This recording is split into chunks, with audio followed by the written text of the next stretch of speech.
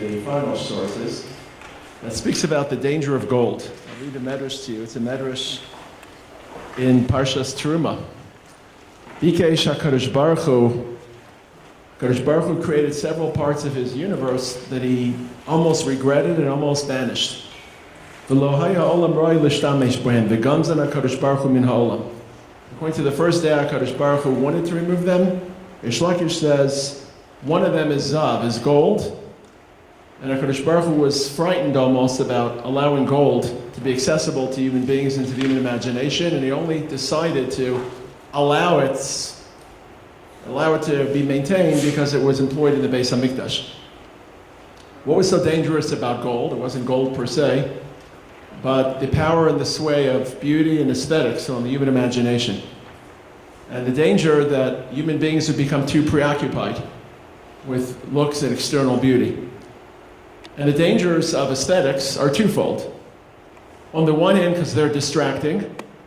A Jew doesn't try to discern beauty, but morality, moral energy.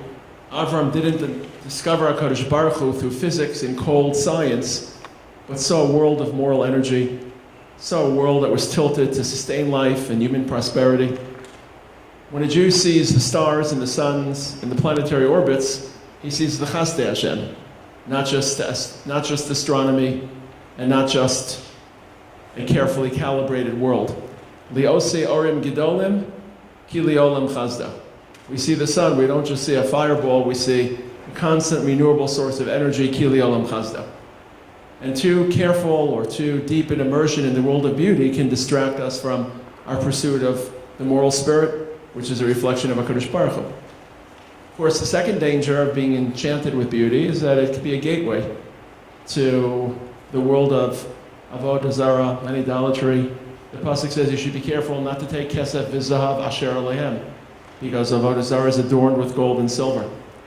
So there are two dangers to the world of visual beauty. One is it's distracting from moral interest, and two is it's a gateway to avodah zarah. I remember when Rav Lichtenstein, Zecher Tzadik Livracha, taught us Maseches Avodah Zarah, he wondered whether Chazal's discrimination against the world of art and the strict restrictions which were imposed on creating works of art, whether it was just technical in order to prevent us from that gateway into the world of Avodah Zarah, or whether Chazal were rendering a fundamental statement that the world of visual beauty is an inferior world to the world of thought and the world of auditory or art and music. And he wondered whether it was just a technical concern or reflective of a more deeper rating or ranking between different forms of art, those that are more noble and spiritual and those that are less. For this reason, it's a bit interesting to find that Chazal encouraged the world of Hidur Mitzvah, beautifying our mitzvahs. Source number 10, Zeh Kelevi Anveo, how do we extend that moment of epiphany at the Yam Suf? One thing to say HaKadosh Baruch Hu at the Yam Suf, but how do you sustain it? How do you extend it? So the Gemara in Shabbos claims, Hisna'e lefanav b'mitzvos, to attach beauty to our mitzvahs. Asay lefanav sukkah na'ah, lulav na'ah, shofar na'ah, tzitzis na'ah. And Hidur Mitzvah applies to almost every mitzvah. But there are two qualifications. Number one, Hidur is not a standalone or independent aesthetic. It's grounded to an actual performance of a mitzvah, tzitzis, tefillin, a sukkah. There's little place in Yiddishkeit for pure aesthetics and pure art as the conduit towards avodas Hashem. But while we're performing a mitzvah of obedience and subservience, and there's a grounding of avodas Hashem, then the beauty can enhance it. And of course, the second qualification is that Hidur Mitzvah is engaged purely in aesthetics and how it appears. Tzitzis na'ah doesn't mean it's dotted with gold or it's colored with resplendent colors. Tzitzis na'ah means the kesher is a little bit more taut and the strings are a little bit better wound. It's a higher grade of the mitzvah. Tefillin na'ah doesn't mean that the black has some shine or sheen to it, but that the square of the shalrosh is a little bit more carefully arranged. So the Hidur Mitzvah is not gauged solely in aesthetic quality, but in performing the mitzvah at a higher grade and a higher capacity. So the two qualifications for applying art and beauty to the world of mitzvahs, number one, it has to be grounded to an actual mitzvah. Number two, the Hidra mitzvah isn't expressed solely in the aesthetic element. Yet there's one exception, and that's the exception of Dalet minim. Chazal Darshan, Pasuk in Shir HaShirim, it's not on source number 7. Harini es marayach hashmiini es koleach, HaKadosh Baruch Hu wants to see us. V'kichas lulav na'eh v'esrog na'eh. Hashmiini es kolech b'halal. Hoisting Dalet minim during Hallel combines both sound and visuals. Harini es marayach, hashmiini es kolech. Hashem wants to see our beauty. V'lakachtem lachem bayom harishon. Pre-Eitz Hadar, source number 3. Kapos Tamarim, Anaf Eitz Avos V'Arvei Nachal, Usmachtem L'fei Hashem Elokechem. This is the only time in the Torah that the word Hadar appears. And it qualifies all the Dalet minim. And based on this phrase, the Mishnah, source number 4, Lulav Hagazel V'Hayavesh Pasel. A dry lulav, a dry esrog is pasel, at least according to Rashi, because it cannot provide the beauty and the aesthetic so demanded of Dalet minim. And this, of course, in stark contrast to the other mitzvah of sukkahs. The mitzvah of a sukkah is specifically not meant to achieve hadar or aesthetic quality. When the Torah describes the material which are kosher for schach, in Parshas Re'eh, source number 1, Chag HaSukkos tasa lecha shivas yamim, bi'aspecha migarnecha mi'ikvecha. So the phrase bi'aspecha migarnecha mi'ikvecha describes the period in the season during which the holiday of Sukkot is celebrated. But according to the Gemara in Sukkah, bi'aspecha migarnecha mi'ikvecha, where you gather your last remaining grains and you clean up the silo and you clean up the scraps, bi'aspecha migarnecha mi'ikvecha describes the material of schach. Source number 2, Amar Kra bi'aspecha migarnecha mi'ikvecha b'psoles goren v'yakev akasim edaber. What should you use for schach? The wastes, the scraps, the twigs, the leftover branches. This is one source from which the Gemara derives that ochel, food, actual food that you're not going to just disregard and collect last minute. That which is edible is puzzle. Only that which is eina makabel tumah, as opposed to ochel, which is makabel tumah. So the holiday and the mitzvah of Sukkot demands asifas psoles garan v'yakev, to demonstrate that every element has a quality, nothing should be disregarded, and sometimes the noble can be achieved in access through the simple and the common. But in contrast, Dalet minim is meant to hit a high note of beauty and of hadar and of majesty. Take the 4 indigenous fruits, as the Rambam writes in the Moreh Nevuchim. These are fruits, trees, leaves that are indigenous to Eretz Yisrael. They evoke the journey towards Eretz Yisrael, as many have noted. The date trees of the Midbar, the Arvos, Arvei Nachal, as they encamped on the Yarden River about to enter Eretz Yisrael. The Hadassim of the forest, which they invariably encountered when they entered an uncivilized land of Eretz Yisrael and had to clear the forests. And then ultimately the Esrog, which was planted in the gardens of palaces, which they conquered or constructed. And to try to harness all this beauty and to stand in front of our Kadosh Baruch Hu and celebrate with beauty. Why is Dalet minim the mitzvah in which Hidra mitzvah doesn't just apply as it applies generically or universally to all mitzvahs? Regarding Dalet minim, the Mishnah doesn't say the lulav hayavesh is only pasal lechatchila because you've lost Hidra mitzvah. The Mishnah says lulav hayavesh pasal. Typically, the absence of Hidra mitzvah doesn't torpedo or scuttle the mitzvah. Only means you haven't fulfilled the highest grade. But regarding the Dalet minim, without Hidra mitzvah, as Rashi writes, they commenting on that Mishnah, source number 5, why is a lulav hayavesh pasal? The be'inan mitzvah mehuderes, d'chsev v'yanvehu.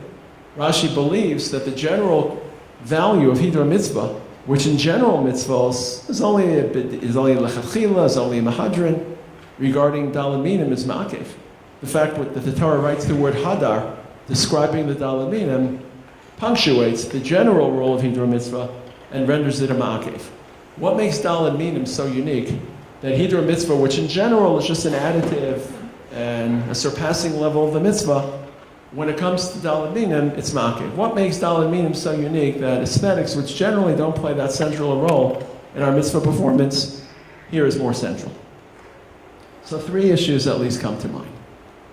The period, the transition, and of course the relationship between Dalet minim and the Beis HaMikdash.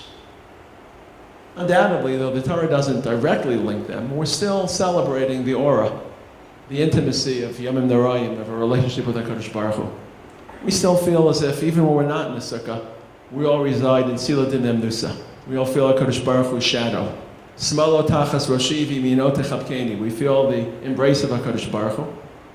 And that intimacy and that experience both demands but also allows a greater expression of beauty, greater expression of aesthetics, to collect the 4 species, and to try to access HaKadosh Baruch Hu's majesty through the finest and most lustrous forms of nature.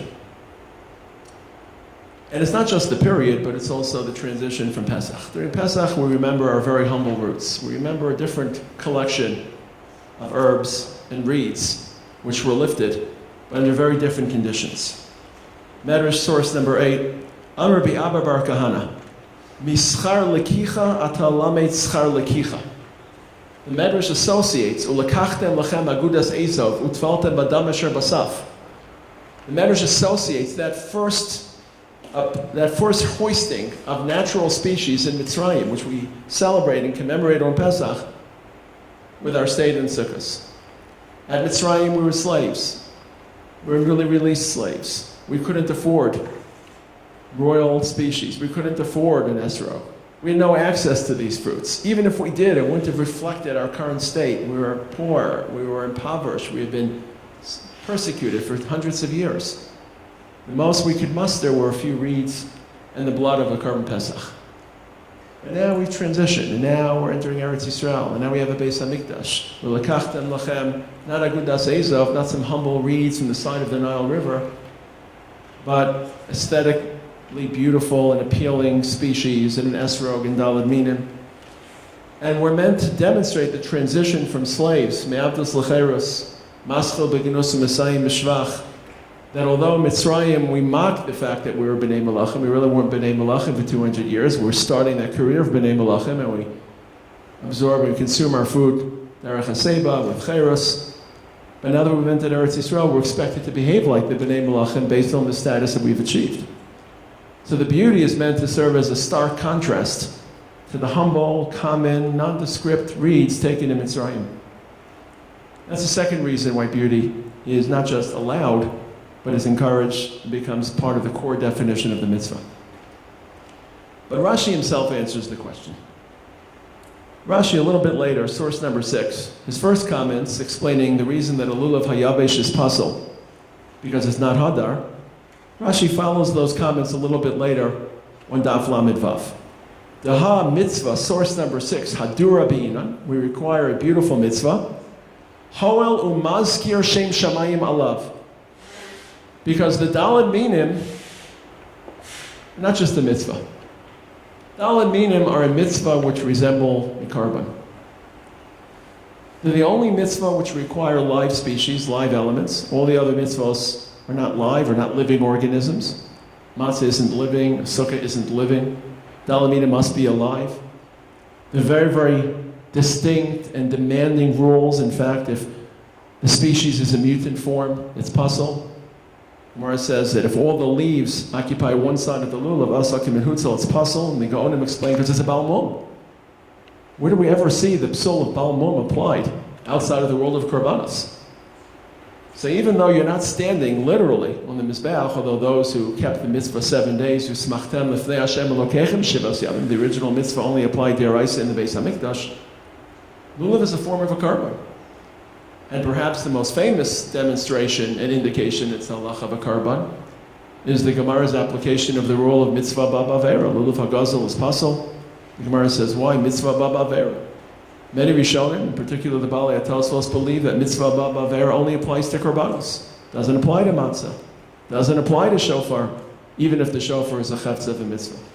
So Tosfos asks him, Sachem Lamed Beis, if mitzvah ba'avera only applies to a korban, why does it apply to Dalet minim? And Tosfos answer, Hol v'bam lahalel l'ratzos, since Dalet minim are part of the halel, similar to a korban, similar to the Shevach and the Shir of a korban. Hoel, as Rashi says, Umaskir Shem Shamayim Aleha.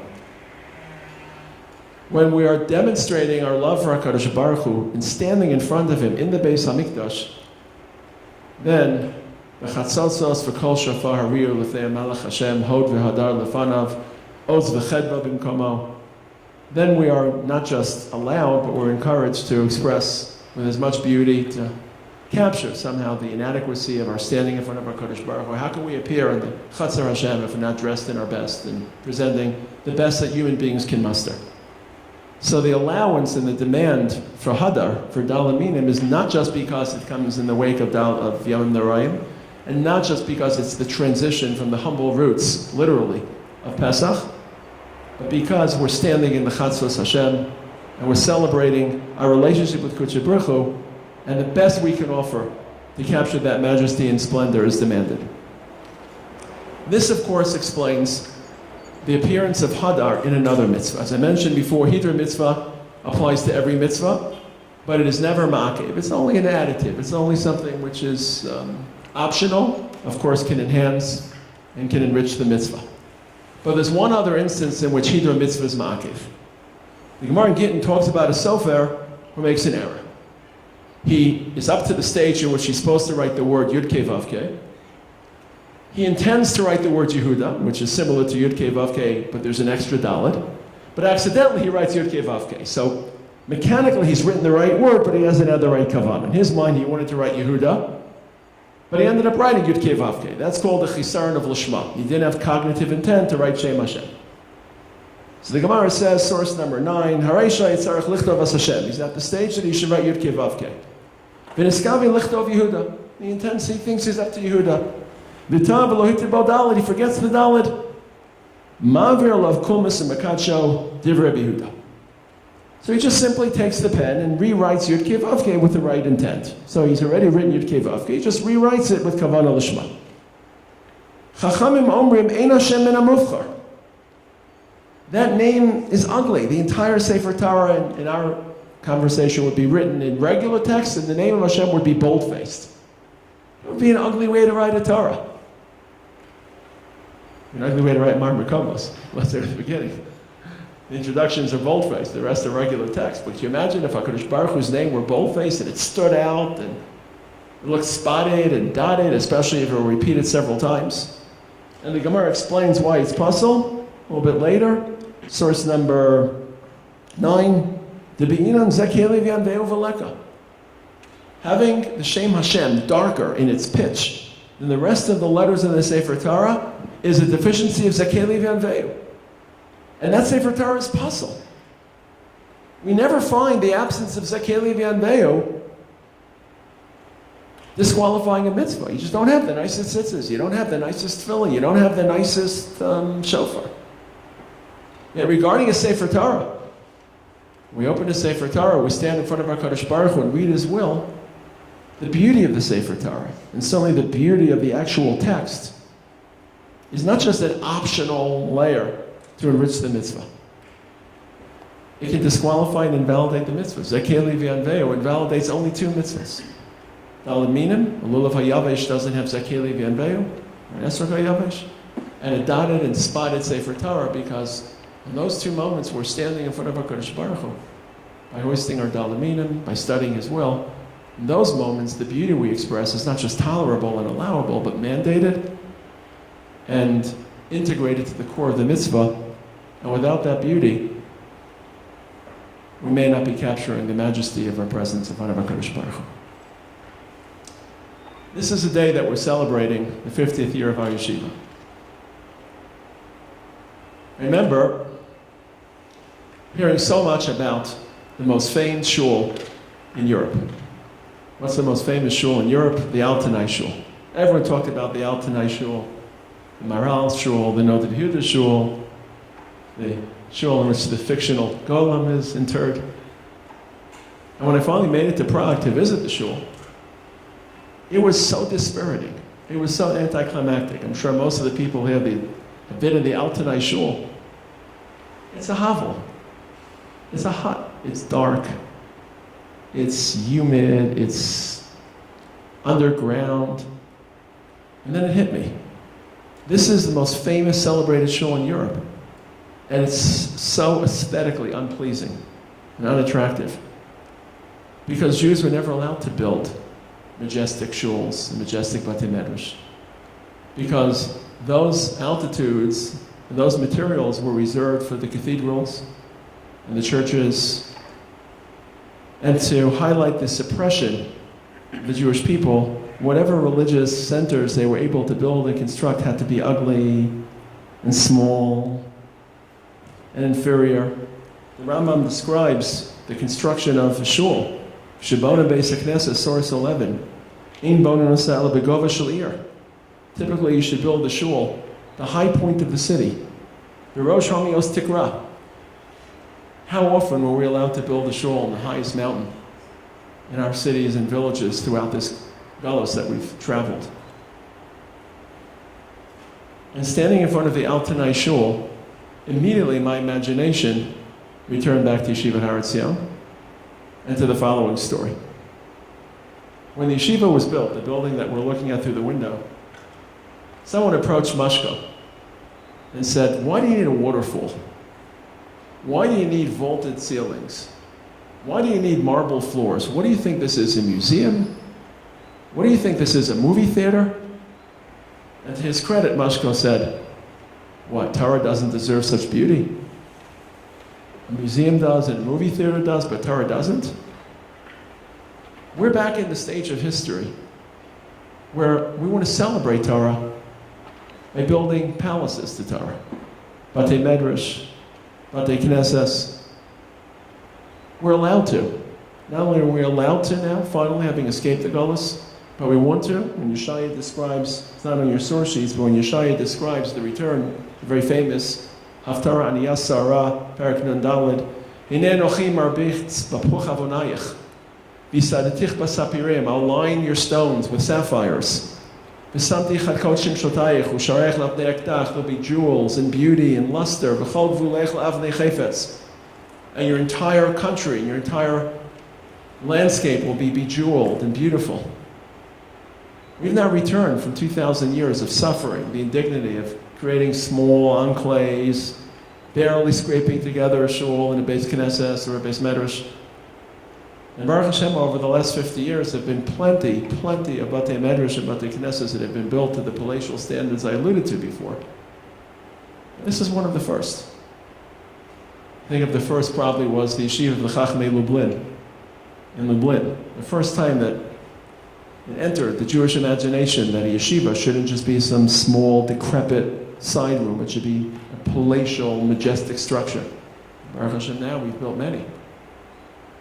So I thought about the beauty of the Dalet minim and the beauty of a Sefer Torah and how we're celebrating everything that we're here to commemorate and to celebrate and to share. But so much of our attention and experience is riveted on that building. Remember about 10 years ago, we had a discussion in the yeshiva whether we should lower the ceiling of the beit midrash. Walk in one day around 2 o'clock in the afternoon, which is the break of the beit midrash, and it seems very quiet. And it's an auditory illusion, because there are probably around 70, 80 boys in the beit midrash. I count sometimes. But it's so spacious, and there's so many little nooks and crannies, you don't hear the roar. They can have maybe 500 boys there, you won't hear the roar because the sound just gets swallowed up in the atrium. And some boys were a little dissatisfied. Where's the roar? And everyone's screaming at each other and yelling Torah. I figured maybe we should lower the ceiling so we can have more of a roar in the beit midrash. I was very opposed to it. Because I've seen too many people walk into that beit midrash and walk up the steps and go like this. And that's a Kiddush Hashem for Torah. To walk into that beit midrash and to see the beauty associated with Torah, Baruch Hashem, a beauty that's begun to spread to other institutions, it's a sign that we've returned from Galus. It's a sign that we can express the Hidra Mitzvah, not just in how we write a Sefer Torah or yearly as we hoist our Dalet minim, but as we build Makom Torah. I want to conclude with one final midrash, unrelated to the first part of this year. The term hadar, of course, means beauty, aesthetics. But Rebbe darshan the word hadar very differently. It's not on your source sheet. There's a late edition. Rebbe Omer, Alti, quoted the Gemara, but the full version is in this midrash, or a different version. Al tikri hadar el hadir. Don't read it hadar as in beauty, an aesthetic or attraction, el hadir, a corral. Why is an esrog considered similar to a corral? Ma dirza, it's a Gemara in Sukkah as well. Yesh bo gidolim, biktanim, tamimu, balimumin. Look at an esrog tree. There are nicer esrogim, less nice esrogim. Those that haven't really ripened, those that have been damaged. Esrog provides the entire spectrum. Esrog tree, unlike the lulav tree, which doesn't present itself in that manner. Kach Yisrael, yesh b'hem tzadikim ubeinonim, talmidei chachamim, am ha'aretz, ubayin kitanim v'adayin gedolim. So, similar Am Yisrael, very parallel to the famous midrash, the four minim, some have aroma, some have taste. Am Yisrael has different quality of people. Of course, we all know that we're all beinonim. None of us are Hudra Midam, Hudra Notzim Hadran, Midam Hadran. Remember the time Rav Ami tells one of his famed stories when he met the first group of boys who wanted to come to the yeshiva. He said, why do you know the yeshiva? So you've all heard the baby crying story. Told him the story of a chassid that got caught for stealing, threw him in jail. They called the Rebbe bailed him out. A few weeks later, the same chassid gets caught in jail, the Rebbe bails him out. A few weeks later, the Rebbe dies. So they appoint the son as the successor. A few months after the death, the poor chassid gets caught again with his hand in the cookie jar. So they call for the Rebbe, and the Rebbe is dead. Call the son. The son comes in and lambasts this chassid. You're an outrage, you're an embarrassment to me and my father and his legacy, and he consoled you and he bailed you out, and this is how you repay him. He starts screaming and chastising this poor chassid. At which point the chassid starts crying, and he says, Rebbe, you don't understand. I'm a Ganav, I'm a Rasha. You're a good Rebbe for tzaddikim, but I don't need you. I need a Rebbe for a shayim. I'm a Ganav, I'm a Rasha. It's easy to be a Rebbe for tzaddikim. I need your father, who is a Rebbe for a shayim. And Rav Amital told the boys in 1968, 50 years ago, he said, there are plenty of yeshivas for tzaddikim. I want to open a yeshiva for a shayim. At this point, of course, we all parade around and posture who the tzaddik is, who the Rasha is. We're all partly tzaddikim, partly rishayim. And Baruch Hashem, the sweep of our yeshiva, I'm very proud. We should all be proud of our yeshiva. The sweep and the types of boys, especially over the last 10, 15 years, our ability to stretch the yeshiva and create space for all different types of boys and all different types of tracks. And Baruch Hashem, speaking to an English crowd, we've had, for the last 12 years, a special needs program, the Darkenu program, which is really the pride and joy of the yeshiva. And I'm thrilled that the Rosh Yeshiva, the founding Rosh Yeshiva, got a chance to see it and appreciate it towards the end of their lives and the end of their career. But then the midrash says something else about an esrog tree. Ubayin kitanim v'adayin gedolim. When the new fruit ripens, some of the old crop is still there. It's not as if there's a quick, blunt shift between one year's crops and the other year's crops. Ubayin kitanim v'adayin gedolim. This is how our Masara unfolds. Ad shalom eis Moshe Rabbeinu zachar shimshil shel Yoshua. We just read in Hazino, before Moshe died, he asked Yoshua to give a shir. Ad shalom eis Eli zarcha Shmuel haravasi. Before Eli passed, Shmuel ascended. Ad shalom nignas Eliyahu. Before Eliyahu ascended, zarcha Elisha. Ad shalom eis Rabbi Akiva. Nolad Rabbeinu HaKadosh. We all saw this midrash personally. Part of the reason we're here today is because of the continuity of our yeshiva. Hadar bi'ilana mishana l'shana. Because it speaks to us now as it spoke to us 30 years ago and 40 years ago or 10 years ago and 20 years ago. And that legacy and that continuity is based solely on the courage and the vision of the founding Rosh Yeshiva, who said, let's turn this yeshiva into an esrog tree. Let's create ktanim while the gedolim are still around. Before Moshe disappears, let's introduce Yoshua. Before Eli disappears, let's make space for Shmuel. And it's very, very uncommon. We all know institutions that are torn apart by successions. And under best case scenarios, institutions press the reset button and continue on a different track. But the deep well springs that we all share and the age range that's present this day is evocative of the esrog, ad shelo bo ketanim gedolim insight, and based on the courage of Rav Aaron and Rav Amital in launching their succession before they went to the Olam Hamas. So, Mirz Hashem, have a Chag Sameach, everyone. We should appreciate the beauty of our yeshiva, of Olam Shvot, the campus, and realize that we're here to celebrate the beauty of Torah and to have our Karas Hatov that our yeshiva has morphed into an esrog. Chag Sameach.